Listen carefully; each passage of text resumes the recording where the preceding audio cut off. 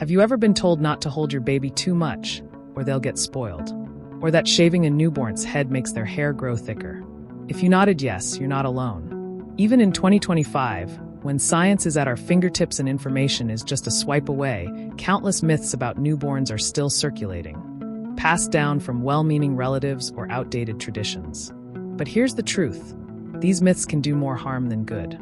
They often lead to confusion, fear, and even risky decisions. Hello and welcome. I'm Dr. Sadia, and with over a decade of experience in pediatric care, I've worked with thousands of new moms just like you. Loving, committed, and overwhelmed by conflicting advice. In this video, we're going to debunk 10 common myths about newborns that many moms still believe, even in 2025. Some might surprise you. Some may challenge beliefs you've held for years. But all of them will empower you to make safer, smarter choices for your baby. So grab a cup of tea, settle in, and let's clear the fog of misinformation once and for all, because your baby deserves the truth. Myth 1. Holding your baby too much will spoil them. One of the oldest myths in the book. The idea that holding your baby too often will spoil them is not only outdated, it's harmful. Research from the Harvard Center on the Developing Child shows that responsive parenting, picking up your baby when they cry, helps build a secure attachment, which is the foundation for healthy emotional development. Babies aren't manipulating you when they cry. They're communicating. And every cuddle, every reassuring touch, tells their tiny nervous system, you're safe. So no, you're not spoiling your baby. You're shaping their brain in the best way possible. Now that we've embraced the power of closeness, let's tackle a myth that deals with something we all wish we could control: sleep. Myth 2. Newborns should sleep through the night by 3 months. This one sets unrealistic expectations for new parents. Many moms feel like failures if their baby isn't sleeping 8 hours straight by 12 weeks. But let's get real. Night waking is normal and biologically appropriate for newborns.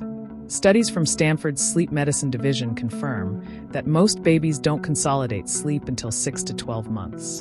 And frequent waking can even protect against SIDS.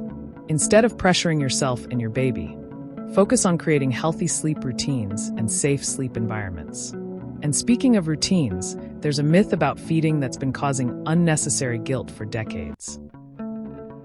Myth 3. Formula is harmful if you can't breastfeed. Yes, breastfeeding has incredible benefits, but formula is not poison.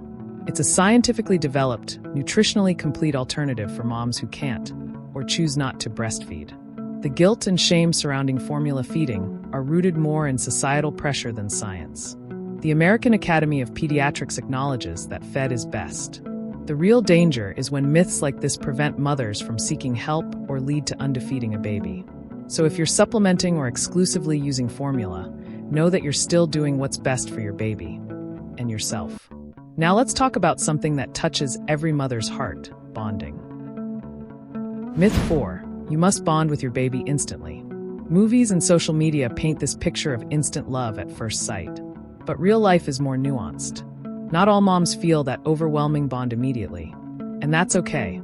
A study published in the Journal of Reproductive and Infant Psychology found that many parents need days or even weeks to fully connect. Birth trauma, postpartum depression, or even just exhaustion can delay bonding. What matters is that the connection develops over time. If you're struggling, seek support. There is no shame in it. While we're on emotional health, let's uncover a myth tied to physical development. Myth 5. Walking early means your baby is smarter. We often celebrate early walkers, as if it's a sign of advanced intelligence. But motor milestones like crawling or walking vary widely. Walking early has nothing to do with intelligence. Some perfectly healthy babies walk at 9 months, others at 15. The real concern is when there's a lack of progress altogether. Pediatricians focus on the overall developmental picture, not just one milestone. So celebrate progress without the pressure. Speaking of progress, what about shaving your baby's head to boost hair growth? Let's bust that next. Myth 6. Shaving a newborn's head makes hair grow thicker. This myth is deeply rooted in culture. But scientifically, hair thickness and texture are determined by genetics, not by shaving. The illusion of thicker hair comes from removing soft, tapered newborn hair and allowing new hair to grow in with blunt ends. Dermatologists confirm that shaving has no effect on the actual follicle. Instead, be gentle with your baby's scalp. Use mild shampoos and avoid friction, which can lead to hair loss, especially at the back of the head. While we're on appearances, let's discuss one more myth that still causes unnecessary worry. Myth 7. Cradle cap means poor hygiene. Cradle cap, those yellowish, flaky patches on your baby's scalp, isn't caused by dirt or lack of cleanliness. It's a harmless condition triggered by maternal hormones stimulating overactive oil glands. It's not your fault, and it's not dirty. Most cases resolve on their own or with gentle washing and a soft brush. Avoid harsh shampoos or picking at the flakes, as that can irritate the skin further. Just like skin, your baby's digestion is also vulnerable to myths. Let's explore a big one. Myth 8. Newborns need water in hot weather. Giving water to newborns under 6 months can actually be dangerous. Their kidneys aren't mature enough, and even small amounts can dilute their sodium levels, leading to serious complications. Breast milk or formula provides all the hydration a baby needs, even in hot climates. The World Health Organization stresses this point strongly. No additional water needed. Trust your baby's natural biology. From hydration to immunity. Let's examine a myth that's both dangerous and sadly still widespread. Myth 9. Delaying vaccines is safer. In 2025, vaccine misinformation is still a huge concern. Delaying or spacing out vaccines can leave your baby vulnerable during the most critical time of their immune development. The CDC and WHO designed vaccine schedules based on decades of safety data and disease tracking. One landmark study involving over 1.2 million children found no link between vaccines and developmental issues like autism. Protecting your baby means trusting evidence, not fear.